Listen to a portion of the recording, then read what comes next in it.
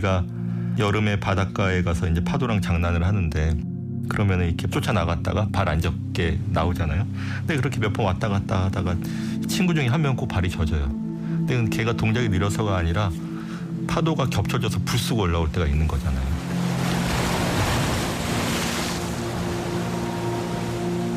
기후 위기가 그렇다고 생각을 하거든요. 홍수도 불쑥 오고 가뭄도 불쑥 오고 우리가 큰 피해를 입는 거는 불쑥일 때인 거예요. 그 다음에 가장 사회나 지역의 끄트머리에 있는 사람이 불쑥 때 피해를 입는 거죠. 산업혁명 이후 지구의 평균 온도는 약 1.1도 상승했습니다. 지금 우리가 1.1도가 상승됐다라고 했잖아요. 이거는 고속도로에서 한 110km로 지금 달려가고 있다라고 하는 거죠. 근데 이게 1.5도가 됐다? 시속 150km를 이제 가속했다라는 거고요. 굉장히 위험이 커지게 되겠죠. 또 10km로 올려갖고 140이냐, 150이냐, 160이냐, 10km씩 가속할 때마다 그 위험성이 어마어마하게 빠르게 증폭을 하잖아요. 과학자들은 지구 온도가 1.5도를 넘게 된다면 지구 위험 한계선을 넘어설 것이라고 경고해 왔습니다. 생존의 문제이죠. 비스듬한 낭떠러지의 한쪽 가장자리 편에 서 있는데 계속 미끄러져 내려가는 거죠. 10년 전에, 5년 전에 우리는 더 달리 행동할 수 있었을 텐데 지금 이 순간도 달리 행동할 수 있는데 왜 우리는 낭떠러지 향해서 미끄러 내려가고 있는 걸까? 우리는 이미 너무 많은 시간을 허비했습니다. 우리는 온 힘을 다해 이 위기를 헤쳐나가야 합니다. 그러나 기후위기는 현재의 시스템 안에서는 해결할 수 없습니다. 우리에겐 거대한 관성을 멈춰야 할 책임이 있습니다. 다행인 것은 우리에겐 아직 미래를 바꿀 기회가 남아있다는 것입니다. 1.5도 너머의 세상, 지금 당장 할 수 있는 일을 하지 않는다면 희망은 없습니다. KBS 기후재난 특집 다큐멘터리 1.5도 넘어. 지금 현재 전 세계 여기저기에서 간헐적으로 기후위기가 일어나고는 있어요. 그런데 지구 전체 차원에서 본격적으로 기후위기가 일어났다? 그렇게 보지는 않습니다. 지금 현재는 감지를 하고 있는 그런 수준이다라고 보는 거고요. 기후변화에 관한 정부 간 협의체 IPCC의 최근 보고서는 현재 지구의 상황에 대해 이렇게 이야기했습니다. 살기 좋은 미래를 보장할 기회의 창은 빠르게 닫히고 있다.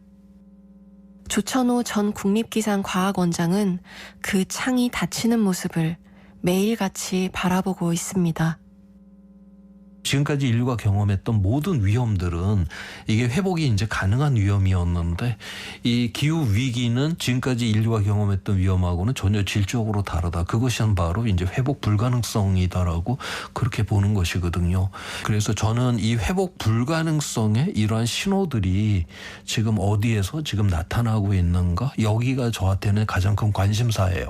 무슨 뭐 영구 동토층이 녹는다라든가 뭐 빙하가 깨진다라든가 뭐 북극의 해빙이 얼만큼 녹았냐라든가 이러한 것들이 굉장히 중요한 지표들이거든요. 위성으로 계속 관측은 하고 있어요. 저 북극의 빙하, 남극의 빙하를. 근데 보면 여기저기 지금 금들은 가고 있거든요.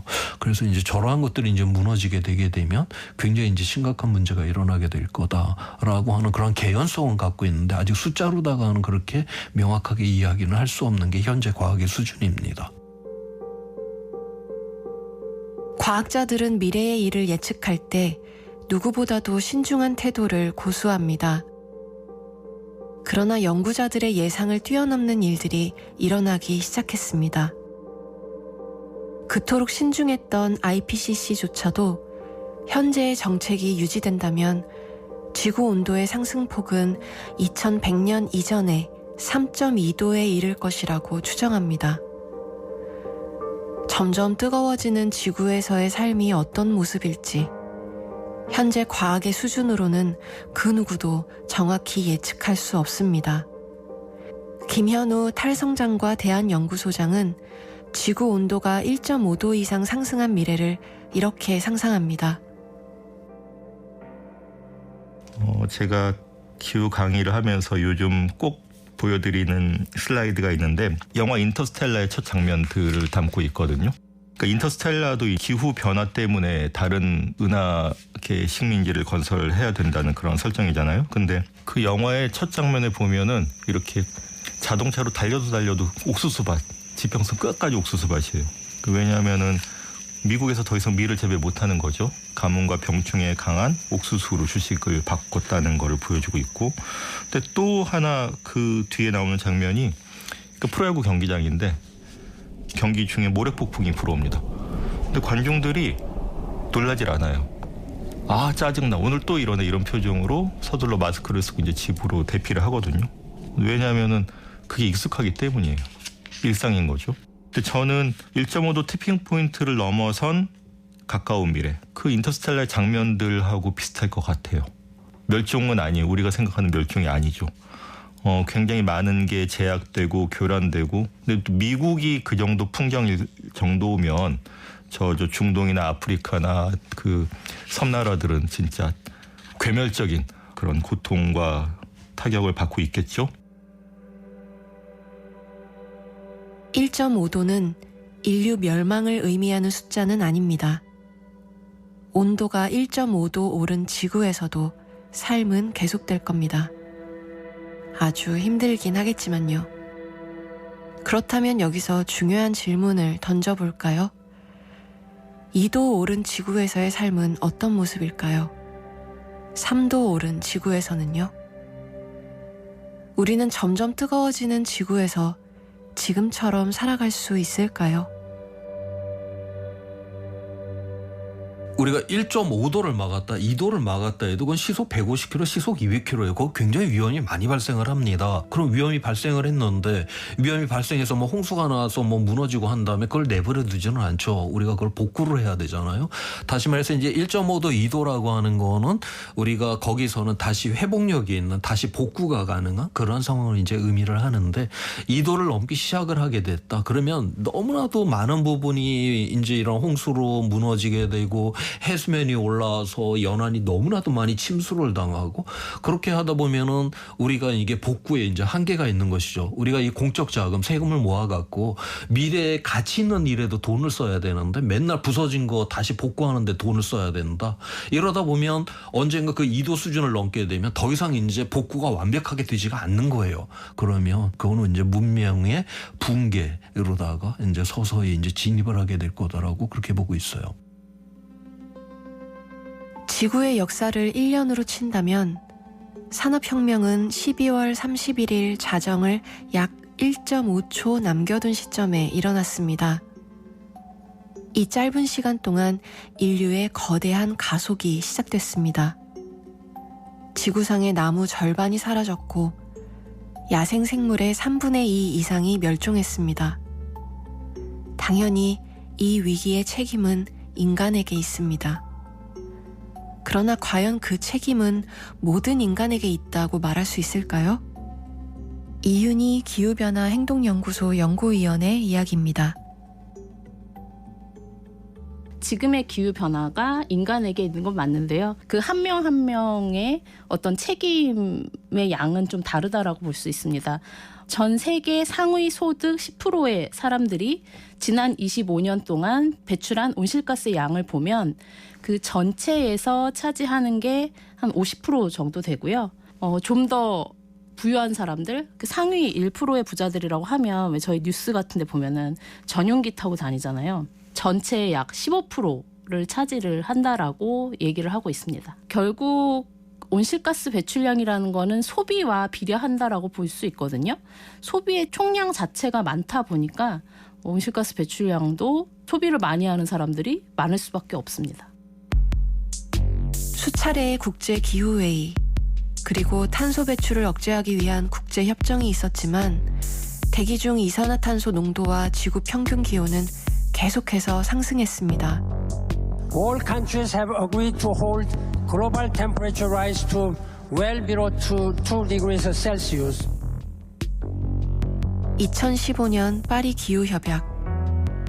선진국과 개도국 모두 온실가스를 감축하는 대신 자발적으로 국가 온실가스 감축량을 5년 단위로 제출하기로 했습니다. 일종의 숙제를 내준 것인데 숙제를 안 했다고 해서 불이익을 주는 조항은 따로 마련되어 있지는 않습니다.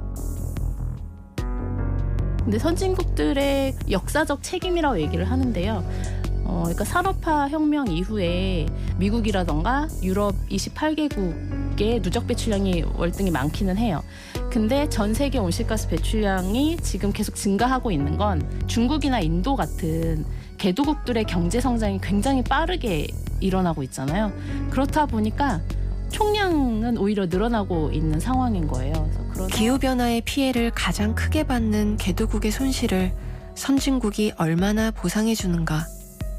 이 문제를 두고 여전히 선진국과 개도국은 다툼을 하고 있습니다.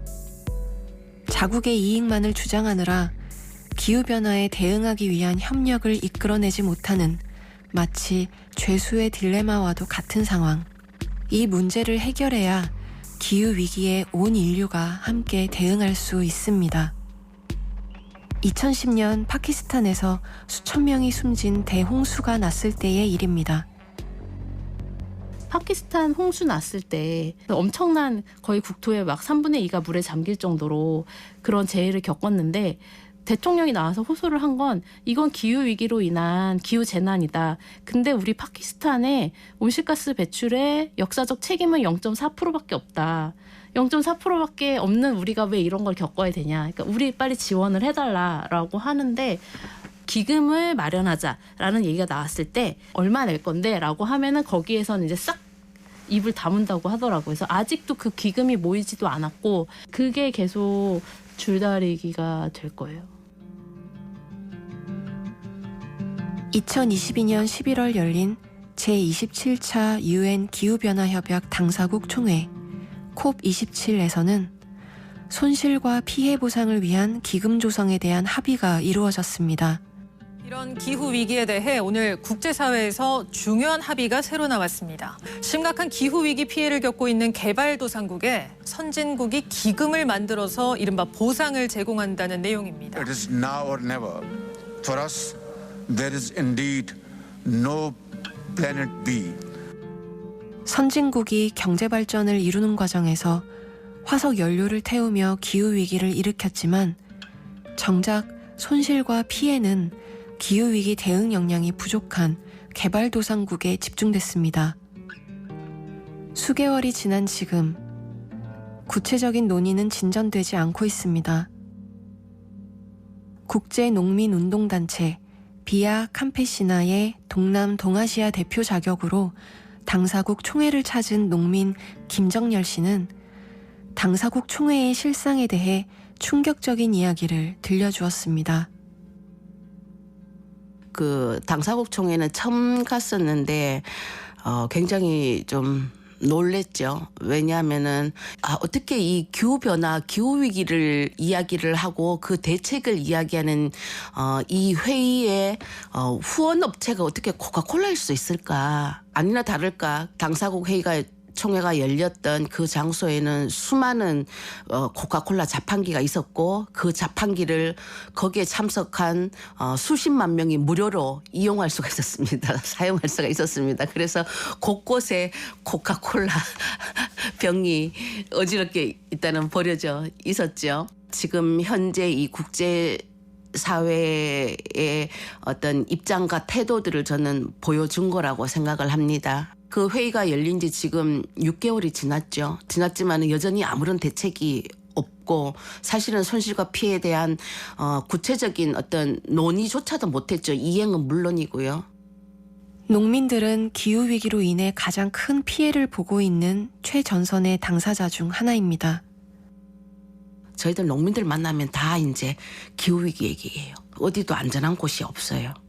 전부 다 이제 날씨가 예전 같지 않다는 거죠. 모잠비크에 갔을 때는 원래 3월 달에 제가 이제 모잠비크 갔다 왔는데 직접 기후 재난 현장을 제가 갔다 왔어요. 한 일주일 전에 큰 홍수가 나가지고 그냥 농사 짓던 땅이 완전히 침수되고 농사 짓던 땅에 배가 다니는 뱃길이 돼버린 거예요. 그러나 이 모든 재난은 오로지 농민 개인의 사정으로만 치부되고 있습니다. 미국 선녀벌레라는 게 없었어요, 원래. 그런데 작년부터 농작물에 미국 선녀벌레들이 달라붙기 시작했어요. 그게 달라붙으면은 이 작물이 성장이 안 돼요. 작물이 열매가 달렸더라도 그것이 결실을 못 맺거든요. 병충해들이 달려들어 버리면. 그래서 이것도 이제 이 지구가 계속 뜨거워지는 그런 어떤 결과고 또 굉장히 장마가 길어지고 뭐 이런 어떤 결과인데 그런 걸로 수확 못한다 그래서 정부가 보상하지 않잖아요. 수확이 떨어져서 소득이 줄어드는 것도 그냥 농민 개개인이 감당해야 되는 거죠. 그래서 저는 지금도 이해할 수가 없어요. 이게 왜 내 개인의 문제이지? 왜 내 개인이 감당해야 되는 문제이지? 내 개인이 잘못해서 그런 문제가 아닌데. There is no planet B. There is no planet blah. Blah, blah, blah. Blah, blah, blah.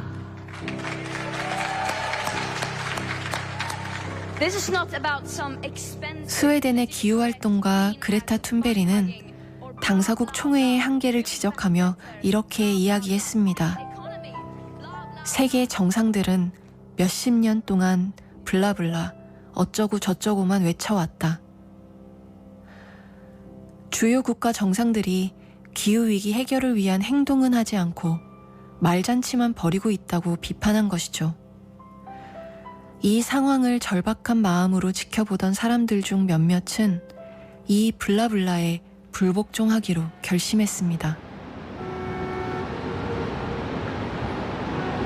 2023년 4월 24일 독일 베를린 중앙역 앞 베를린 시내 곳곳이 통제됐습니다. 6분 되는 분들이 갑자기 이제 현수막을 들고 나타나가지고 도로에 앉아버려요. 3차로 도로를 이렇게 나는데 3차로 한쪽 도로를 아니 싹 막아버리니까 택시 운전사랑 뒤에 있던 차량 운전자가 내려가지고 큰 소리로 항의하고 뭐 고함을 지는데 그 사람들은 묵묵하게 피켓만 들고 앉아있어요. 한 5분 정도, 한 3분 정도 지나니까 갑자기 이제 경찰 사이렌이 들리더라고요.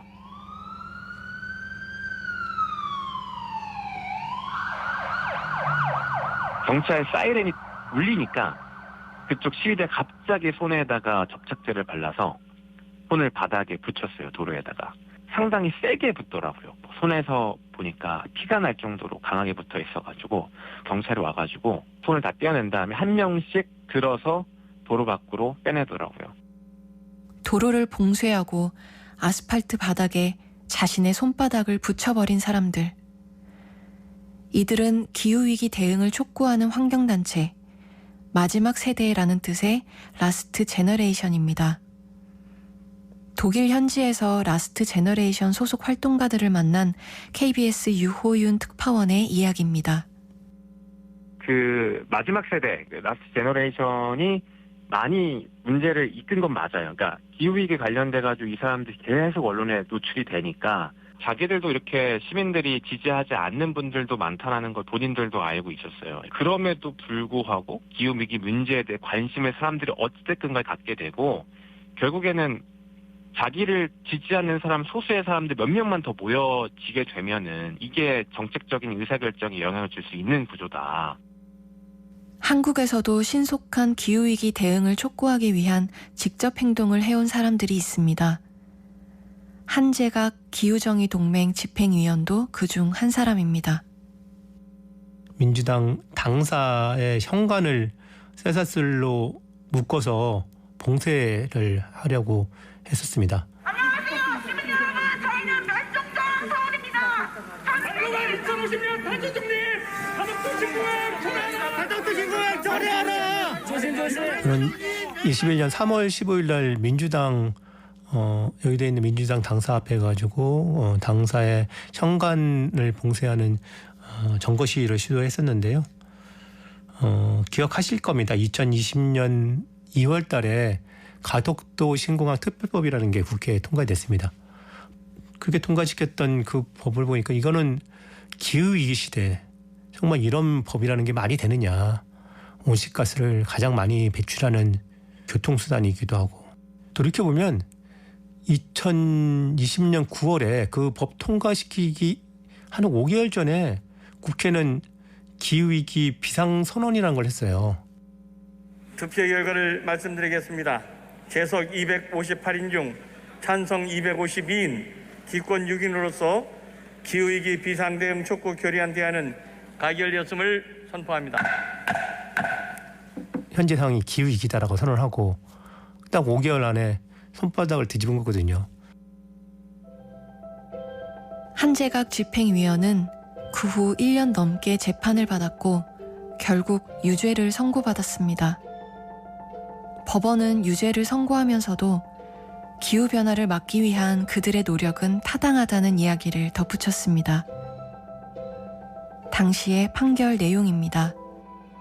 기후변화가 인류의 회복할 수 없는 위험을 초래하고 미래 세대의 생존을 위협하기 때문에 전 지구적인 노력이 필요하다는 주장에는 타당성이 있다.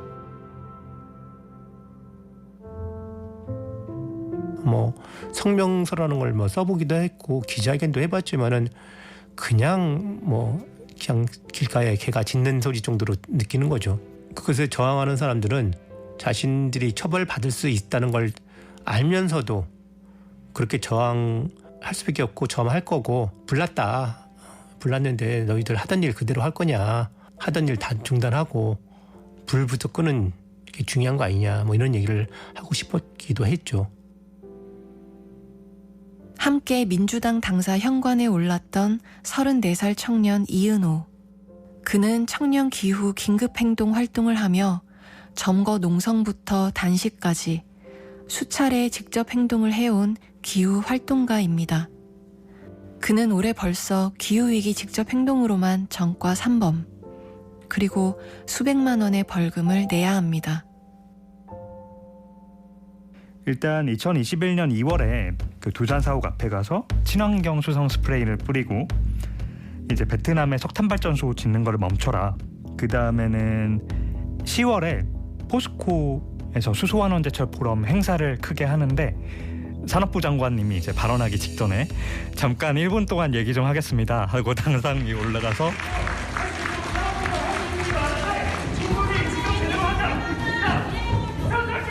매우 평화롭게 유인물을 뿌리고 하다가 제지당한 그런 활동들을 주로 했고요. P4G 국제 정상회의 때 회의장이 있는 동대문 DDP 디자인 플라자 앞에서 2주 정도 단식 농성을 했었습니다. 한재각, 이은호 두 기후 활동가는 2021년 5월 서울에서 열린 P4G 녹색 성장 및 글로벌 목표 2030을 위한 연대라는 이름의 국제협의체 정상회의가 열렸을 때도 긴급행동을 추진했습니다. P4G 정상회의가 그린워싱이라는 이유에서입니다. 그 P4G라는 국제 정상회의는 사실 기후위기 대응을 잘하자라는 취지에서 열린, 좋은 뜻에서 열린 회의였거든요. 슬로건도 되게 좋았어요. 더 늦기 전에 지구를 위한 행동 이라는 멋진 슬로건이 쫙 나오면서 우리가 해야 하는 실천들. 근데 그걸 잘 보면 수도꼭지 잠그고 물 아껴 쓰는 거랑 바닷가에서 쓰레기 줍는 거. 근데 그 당시 전후에서 우리나라 전국과 해외에 10개가 넘는 석탄 발전소를 새로 짓고 있었어요. 그러니까 한쪽에서는 노후 석탄 발전소 10개를 끌게 이렇게 이제 국제회의에서 자랑을 하면서 한편에서는 또 신규 석탄 발전소를 10개를 짓고 있는 웃지 못할 상황. 진짜 우리가 온실가스를 얼마나 줄이고 있고 줄일 수 있는지에 대한 얘기보다는 좀 더 선물 포장지처럼 그럴듯한 보여주기. 정부와 국회가 사실 폼잡고 싶은 거죠. 전 세계 이 정상들 불러다가 폼잡고 싶었던 건데 거기 내용을 들여다보면 메타버스 뭐시인가 이런 것도 하면서 숲을 키우고 사슴이 뛰어온다고 해서 그게 현실의 숲도 아니고 사슴도 아닌데 그리고 메타버스를 만든다고 했을 때 들어가는 수많은 엄청난 전력이 이런 것들이 얼마나 문제인지 이런 것들도 다 알 수 있는 건데 눈 가리고 양호했던 거죠. 기후위기는 지금 이 순간 우리에게 닥친 위기입니다. 더 큰 문제는 그 속도가 점점 더 빨라지고 있다는 것이죠. 그럼에도 불구하고 국제사회는 온실가스 감축을 위한 구체적인 행동과 협력보다는 보기 좋은 선언과 구호만을 외치고 있습니다. 때문에 해외의 기후활동가들은 점점 더 과격한 방식으로 직접적인 행동을 하기 시작했습니다. 반고흐의 명화 해바라기에 토마토 스프를 끼얹고 대형 마트를 찾아 우유를 뜯어 바닥에 붓기도 합니다. 과격한 방식이 오히려 여론을 악화시킨다는 지적도 나오기 시작했습니다. 여론조사를 한 번 한 적이 있었는데 지난해 여론조사를 보면 이 단체에 대해 시위 방식에 비판하는 여론이 80%가 넘었어요. 이 사람들은 이제 시민들의 불편을 볼모로 해서 정부를 압박하는 시위 방식을 하다 보니까 시민들 입장에서는 달가워하지 않는 거죠. 이런 여론을 의식해서일까요? 영국에서 시작된 강성 환경운동단체인 멸종반란은 2022년 마지막 날 깜짝 선언을 했습니다. 대중의 일상을 방해하는 급진적인 불복종 행동을 일시적으로 중단하겠다고 선포한 것입니다. 저도 뭐 사실 어쩌다 보니까 뭐 전과 3범을 추가하게 됐지만 재판법정에도 불려가고 뭐 저기 빨간 줄 긋고 벌금도 내야 되고 이렇지만 저도 고민이에요. 그러니까 일반 시민들이나 그런 공공의 예술작품 같은 것에 직간접적으로 피해가 가는 방식은 고민을 해보더라도 우리가 직접 행동이 멈출 수는 없다. 왜냐하면 그게 잘못이 있는 애들에게 여러분 보세요. 얘네들이 정말 잘못하고 있어요. 라고 얘기할 수 있는 유효한 효과가 있는 방식 중에 하나라고 생각해서예요. 그런 얘기를 한 적이 있어요. 더 나은 방법이 있다면 알려달라 라고 했던 것 같아요. 이게 정답이라고 말하고 싶진 않아요. 다만 저는 책임이 있는 이들에게 책임을 묻고 잘못이 있는 이들에게 잘못을 묻고 잘못된 결정을 한 이들에게 이 결정을 철회해라 라는 목소리를 내는 것은 필요하다고 생각하고 앞으로도 더 많아져야 한다 라고 생각합니다. 지난해인가요? 이 사우디아라비아의 왕자 한 분이 왔다 갔었죠. 그리고 나서 큰 선물을 하나 주고 왔습니다. 거대한 투자를 해서 울산에 새로운 석유화학 단지를 짓기로 했습니다. 투자하기로 했습니다. 기후위기 시대에 석유화학 단지라니 이건 뭐지? 있는 것도 차츰 줄여서 없애야 될 것 같은데 새로운 석유화학 단지를 짓는다고? 새롭게 온실가스를 배출하겠다는 얘기를 하는 거지 않습니까? 기후운동가들은 우리 모두가 같이 살고 있는 공동의 집인 지구에 불이 났다 이렇게 비유를 하는데 당연히 불 났으면 불을 꺼야죠. 그게 가장 중요한 거고 그래서 사실 더 문제는 불을 끄는 행위가 아니라 누군가는 이 상황에서 또 불을 내기 위해서 말하자면 기름을 끼얹고 다니는 사람들이 있다는 거죠. 그걸 뜯어 말려야 되죠. 그걸 말리지 않고 이러면 이 위기 해결하지 못하겠죠. 낭떠러지 밑으로 떨어질 겁니다. 지난 6월 그레타 툰베리는 스웨덴 항구에서 석유 운반 트럭이 터미널로 출입하는 것을 막았습니다. 툰베리는 트럭을 막아서며 이렇게 이야기했습니다. 기후위기는 이미 수많은 사람의 삶과 죽음의 문제다. 우리는 방관자가 되지 않고 대신 화석 연료 사용을 물리적으로 막기로 했다. 스웨덴 지방법원은 툰베리에게 $240, 약 30만 원의 벌금형을 선고했습니다. 기후재앙을 피할 수 있는 마지막 기회인지도 모르는 지금 기후활동가들은 탄소 배출을 물리적으로 막기 위한 방법을 고민하고 있습니다. 아주 작은 확률이더라도 지구 온도 상승 제한 1.5도라는 목표를 달성하기 위해서는 큰 폭으로 탄소 배출량을 줄여야 하기 때문입니다. 우리 2015년 이제 파리기후 협약으로다 각 나라가 앞으로 온실가스를 얼마큼 줄이겠다라고 국제적으로 약속한 거 있잖아요. 그거는 어느 정도 달성이 될 것 같다라고 지금 그렇게들 보고 있어요. 그런데 그 약속된 걸 다 달성해도 금세기 말에 기온이 한 3도까지 올라가거든요. 그걸 다 달성한다 해도. 그 정도 지금 할 수 있어요. 그래서 지금보다는 훨씬 더 혁신적인 이러한 조치가 취해져야 된다라는 것이고, 그다음에 대한민국은 앞으로 지금 줄이겠다라고 한 것보다 훨씬 더 많은 양을 줄이라고 하는 이런 압박을 받게 될 거다라고 하는 것이죠. 김현우 탈성장과 대한연구소장은 이 시기에 국제사회에서 거론되고 있는 기후위기 대응책에 대해서 의문을 제기합니다. IPCC 1.5도 지구온난화 특별 보고서에 4가지 시나리오가 실려 있는데 거기엔 사실 믿을 수 없는 해법들도 있습니다. 그러니까 BECCS라고, 그러니까 바이오 에너지 더하기 탄소 포집 저장이죠. 근데 이게 되겠어? 언제 되겠어? 비용이 얼마 들지 몰라요. 근데도 그 시나리오는 그런 게 들어 있어요. 뭔가 기술적으로 해법을 얘기를 하는데 보는 사람도 그게 될까 싶은 거예요. 화석 연료를 사용하며 발생하는 이산화탄소를 포집한 후 육상 또는 해양에 저장하는 탄소 포집 활용 저장 기술을 CCUS라고 부릅니다. 획기적인 기후위기 대응 방안으로 꼽히지만 아직은 실용적인 해법은 아닙니다. IPCC는 제6차 평가 보고서에서 생태계를 활용한 탄소 포집과 저장, BECCS를 제안했습니다. 작물을 재배해 광합성 과정에서 대기 중 이산화탄소를 감소시키고 그 작물로 바이오 연료를 만들어 전력을 생산하고 이때 배출되는 이산화탄소를 포집하여 저장한다는 것이죠. 지금 말씀드린 해법에서 어떤 메시지가 느껴지시나요?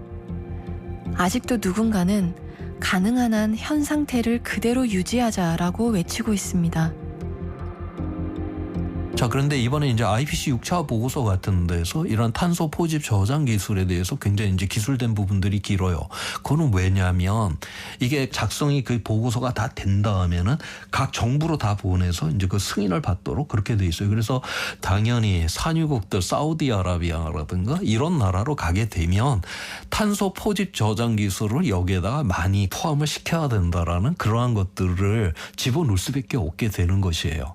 그런 사우디아라비아 굉장히 이제 강력하게 주장을 해서 이렇게 들어가게 됐다, 이런 표현도 나오는 그런 경우들이 있습니다. 왜냐하면 사우디아라비아는 탄소 포집 저장 기술이 있어야지만 계속적으로 석유를 팔 수가 있는, 그래서 자기의 삶을 지금 유지를 할 수 있는 이러한 국가적인 이러한 이익이 거기에 그렇게 또 반영이 된 부분들이 좀 있습니다. 여전히 많은 나라들은 성장을 하는 동시에 온실가스 배출을 줄일 수 있다고 믿고 있습니다. 기후위기의 최전선 당사자인 농민 김정열 씨는 이런 상황을 보며 애가 탄다고 말합니다. 기후위기를 완화하는 혹은 해결하는 정책에 있어서 제일 중요한 것들은 그 기후위기로 피해를 입는 당사자들의 목소리를 듣는 것이 가장 우선이라고 생각합니다. 근데 그런 기후위기의 원인, 기후위기가 발생하게 된 근본적인 문제에 대한 질문들은 하지 않고 탄소 배출을 줄여야 된다. 어떻게 줄일 거냐? 기술적으로. 또 어떻게 줄일 거냐? 돈이. 이렇게 이제 이야기를 하고 있는 거죠. 근데 기후위기를 지금 당장 피해를 보고 절감하는 사람들은 이 해결책은 당장 시작돼야 되고 급박하게 진전돼야 되고 급격하게 전환돼야 되는 거거든요. 그러니까 사실은 시간이 없어요. 그 사람들한테는, 우리한테는. 근데 그렇지 않은 사람들은 이거는 너무 느긋한 문제인 거예요. 우리가 보기에는. 그리고 너무 이 변화는 점진적이고 이렇게 해서는 해결이 안 되고 이렇게 해서는 정말로 이 피해를 입는 사람은 죽어가는데. 김현우 탈성장과 대한연구소장은 기후위기의 원인이 불평등이라는 사실, 그리고 그 해법에 있어서도 불평등이 고려되어야 한다고 강조합니다. 그런 개념이 있습니다. 감축과 수렴. 지금 전 세계 1위 배출국이 중국이란 말이에요. 그다음에 뭐 인도, 인구가 많고 막 산업화를 많이 하는 나라들이 당연히 배출량이 많아요. 근데 이 나라들은 1인당 배출량은 미국뿐만 아니라 독일, 일본, 한국보다도 훨씬 적거든요. 중국이나 인도는 억울하죠. 아니 이제 좀 먹고 살아볼만 하려고 하는데 이제 지구가 망하니까 우리 보고 감축을 하라고, 더 하라고 하면은 우리는 억울하다. 그러니까 필요한 어떤 변화 또는 조치를 하더라도 이게 길게 보면은 우리한테 모두 필요하다라는 공감, 나만 억울한 게 아니라는 인식, 위한, 그 다음에 책임을 져야 될 원인을 유발했던 사람이나 계층이나 나라가 더 많은 부담을 갖게 되네. 그 다음에 그 사람이나 나라들이 미안해하네 라는 느낌이 있으면은 약간의 어떤 손해도 받아들이기가 쉬워지는 거죠. 또는 그러지 않으면 안 되는 거예요. 그래서 감축과 수렴이라는 거는 1인당 에너지 소비나 온실가스 배출량을 점점 일치시켜야 된다는 거예요. 빌 게이츠나 앨런 머스크의 배출량과 피지 섬나라나 인도의 빈민들, 원주민들의 배출량이 점점점 같아져야 된다. 세계의 국제기구들은 한국을 선진국으로 지정하고 있습니다. 한국 역시 기후위기 대응에 있어서 적극적인 역할을 해야 하는 주체인 것이죠.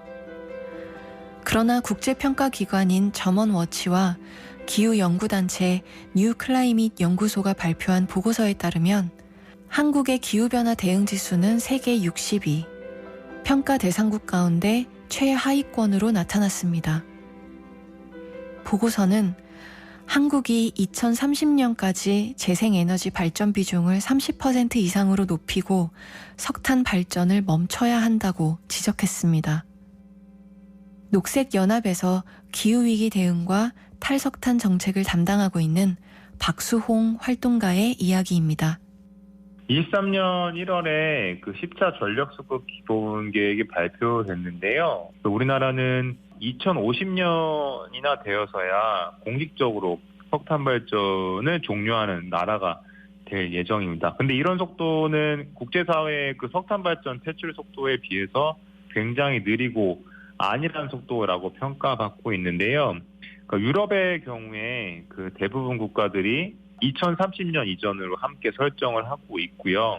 유엔 사무총장도 선진국은 2030년까지 석탄 발전을 꺼라라고 공식적으로 언급을 하고 있습니다. 더 심각한 거는 지금 있는 것도 꺼야 하는 마당에 그 신규 석탄 화력 발전소가 강원도 강릉이랑 삼척에서 건설되고 있다는 점이에요. 정부의 입장은 말 그대로 나 몰라라 하는 입장입니다. 왜냐하면 민간 사업자들이 진행하는 사업이기 때문에 취소할 법적 근거가 없다. 국제사회의 속도에 비해 너무 느리게 석탄화력 발전소를 폐쇄하고 있는 정부. 한편으론 새로운 석탄화력 발전소를 건설하고 있는 정부. 이 모순을 어떻게 이해해야 할까요? 정부가 갈팡질팡하고 있는 사이 석탄화력 발전소에서 일하는 노동자들은 곧 사라질 일터에서 묵묵하게 일하고 있습니다. 2025년에 폐쇄될 태안화력발전소에서 일하고 있는 비정규직 노동자 이태성 씨의 이야기입니다. 제가 지금 일하고 있는 태안화력발전소가 가장 처음으로 25년도에 1, 2호기가 폐쇄되고 그다음에 보령 5, 6호기가 26년 그다음에 화동화력이 25년 이렇게 폐쇄 계획이 가지고 있어서 제 꿈이 지금 발전소에서 정년 퇴직하는 게 꿈이었었거든요. 제가 올해 24년 차인데 아까 10년 정도 남았다고 말씀드렸는데 사실 화두는 지금 너는 언제 일자리를 잃게 돼? 정부가 얘기하는 재배치 계획들이 많이 얘기하는데 그럼 나는 어디로 재배치가 돼? 재교육이나 재취업을 해준다고 했는데 그럼 나는 어디로 갈 수 있어? 그리고 가족들과 어떻게 또 살아갈 수 있을까? 그럼에도 불구하고 석탄화력 발전소 노동자들은 고용 보장만 된다면 석탄화력 발전소를 폐쇄할 수 있다. 아니, 폐쇄해야 한다고 이야기합니다. 어느 날 우리 삶을 어떻게 지킬까 하는 것을 피켓팅을 한번 손팻말을 써서 만들어보자라고 했는데 한 노동자의 그 피켓팅 문구에 이런 글귀가 있었어요. 나의 딸 혜린이에게 깨끗한 지구를 물려주고 싶습니다. 그래서 석탄화력 발전소는 폐쇄돼야 됩니다.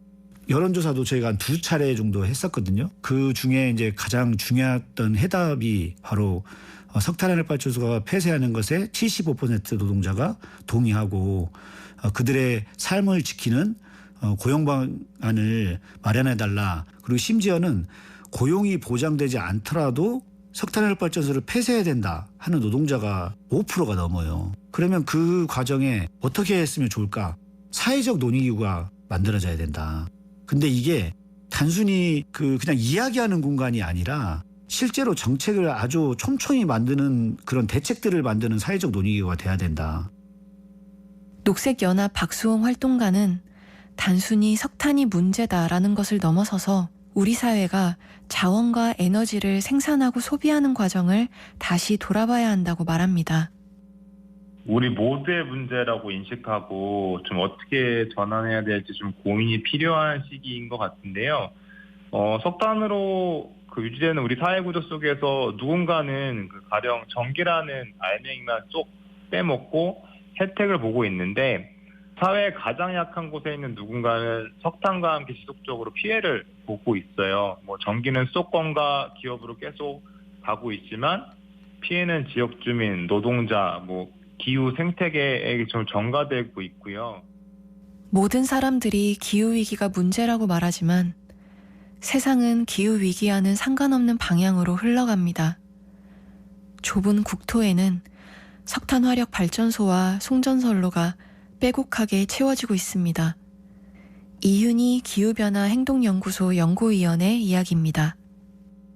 서울 수도권 사람들은 지역에서 에너지를 생산을 해서 그거를 그냥 서울 사람들이 쓰는 것을 어떻게 보면 그동안 당연하게 생각을 해왔는데 더 큰 문제가 뭐냐면 발전 에너지를 생산하는 그러니까 전기를 생산하는 발전으로 인한 온실가스 배출량 비중이 제일 크거든요. 그거는 점차적으로 줄여 나가야 돼요. 줄여 나가야 되는데 그러면 그 전기를 어떻게 생산할 것이냐 그리고 어디에서 생산을 할 것이며 이거 분배는 어떻게 할 거냐.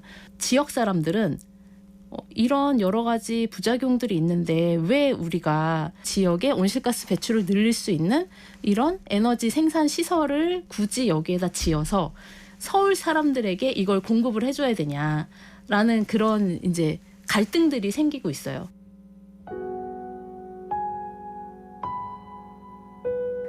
기후위기 시대에 다시 떠올려 보는 말. 전기는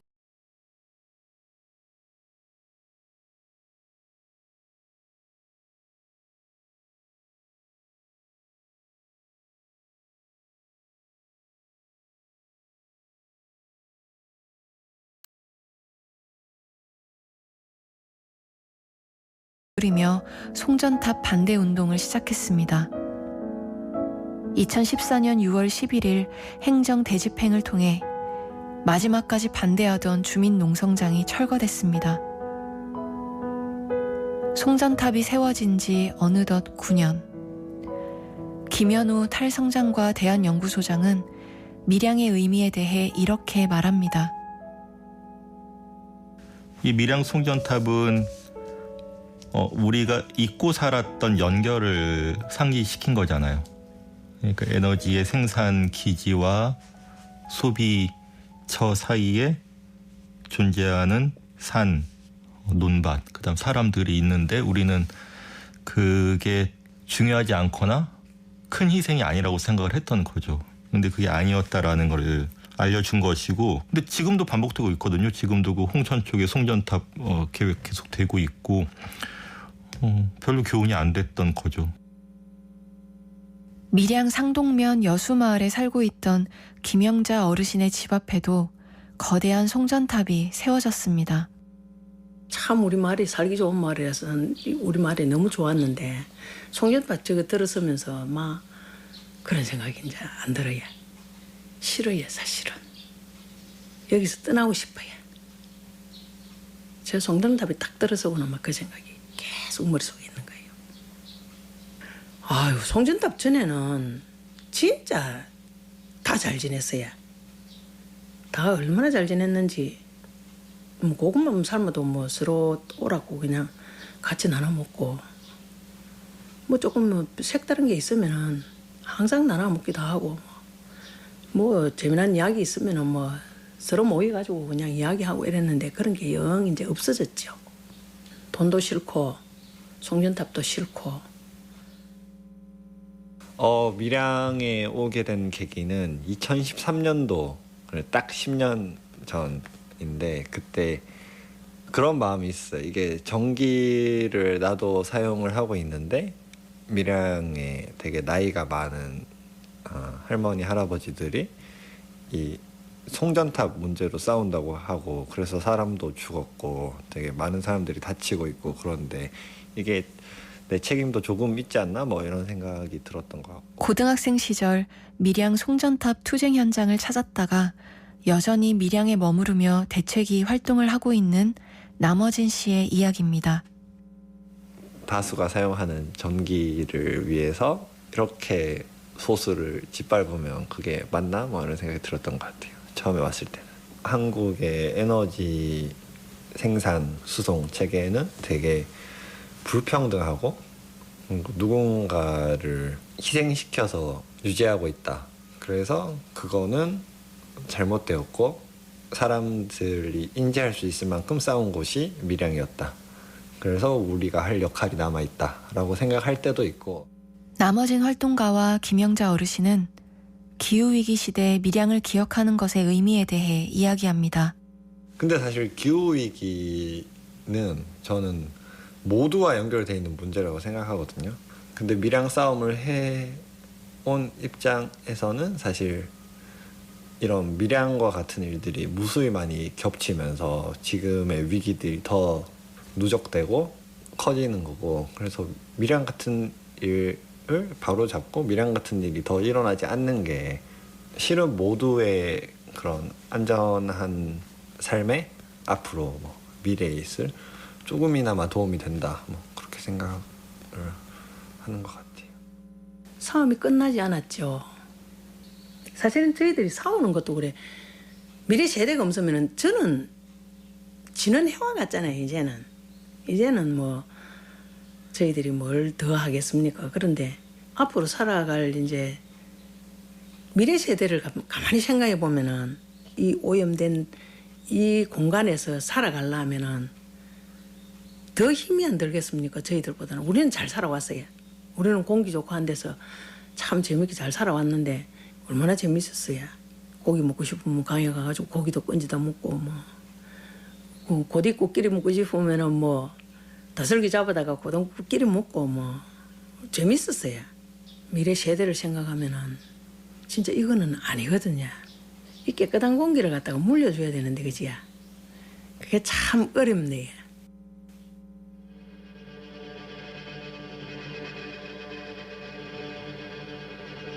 기후위기는 생각보다 빠르게 더 큰 위기로 진행되고 있습니다. 열, 가뭄과 홍수, 사라지는 빙하, 바다의 산성화, 산불, 산림. 우리가 지금 당장 온실가스 배출을 중단한다고 해도 거대한 가속을 멈출 수 없을지도 모릅니다. 이미 늦었으니까요. 이 물질적으로 유한한 곳에서 우리는 인간이 만든 세상은 우리가 무한히 만들 수 있다라고 그렇게 내달리다가 지구의 물질적 유한성을 지금 넘어버렸다라고 하는 것이죠. 이런 이야기를 들으면 무기력한 마음이 들죠. 어차피 달성할 수 없다면 포기해야 하는 것은 아닐까? 노력할 필요도 없지 않을까? 1.5도? 꼭 해야 돼. 돈 되겠어? 이미 끝난 거 아니야? 이대로 버티고 있으면 1.5도가 아니라 1.7도, 1.8도, 2점 정도가 더 빨리 오겠죠. 1.6도보다 1.5도가 티핑 포인트는 넘는다 하더라도 훨씬 안전할 거예요. 그럼 우리는 2도 상승보다 1.9도 상승을 위해서 노력해야 될 이유는 충분한 거예요. 그리고 방법들이 있어요. 그리고 우리에게 주어진 시간은 그리 많지 않습니다. 이번에 IPCC 6차 보고서에서는 여기에서 2030년의 시점을 굉장히 중요시 그렇게 보고 있어요. 우리가 극단적으로다가 전 세계가 기후 회복력 개발과는 상관이 없는 그런 극단적인 그런 정책만을 해가서 2030년에 도달을 했다. 그렇게 되면 2030년에서는 다시는 우리는 지속 가능한 그 미래로 갈 수 있는 길이 다 차단이 돼버릴 거다라고 그만큼 우리에게 지금 놓여진 이 10년이 너무나도 지금 중요한 시점이다라고 하는 거를 IPCC 보고서가 강조를 하고 있습니다. 김현우 탈성장과 대한연구소장은 또 다른 해법을 제안합니다. 제가 개인적으로 신뢰하는 자료가 플랜 드로우다운입니다. 대기 중 CO2 배출이 늘다가 정점을 찍고 내려가기 시작하는 걸 드로우다운이라고 합니다. 1위가 냉매 교체예요. 에어컨, 냉장고, 냉매가 양은 적지만은 CO2에 비해서 온난화 유발 강도가 한 9,000배 정도 되거든요. 적지만 관리를 잘하면 효과를 볼 수 있다라는 것이고, 근데 그 자료를 보면은 2위가 풍력 발전이에요. 3위가 음식물 쓰레기 최소화, 4위가 채식 위주 식단이거든요. 이미 있는 것 같고 충분히 온도를 낮출 수 있다라는 거예요. 이은호 청년기후 긴급행동 활동가는 이제는 무엇을 할지보다 무엇을 하지 말지를 고민하자고 제안합니다. 우리가 먼저 질문해야 할 건 어쩌면 뭘 하지 말아야 할까요? 일 수도 있다고 생각해요. 유럽에서 이제 플라이쉐임 운동들이 있었는데 우리가 비행기를 타는 것에 대해서 일만의 책임감과 어떤 비행기를 덜 타야지 하는 생각을 가졌으면 좋겠고, 우리가 옷을 계속 사는 거, 우리가 기후변화나 지구온난화 기후위기를 얘기하면서 막 백화점을 보여주거나 자동차나 이런 것들을 보여주지 않잖아요. 저는 그게 연결되어 있다는 것, 우리가 뭘 먼저 중단해야 하고 그런 것들을 어떻게 피하지 않고 직면할 것인지. 기후위기는 너무 거대하고 멀리 있는 문제가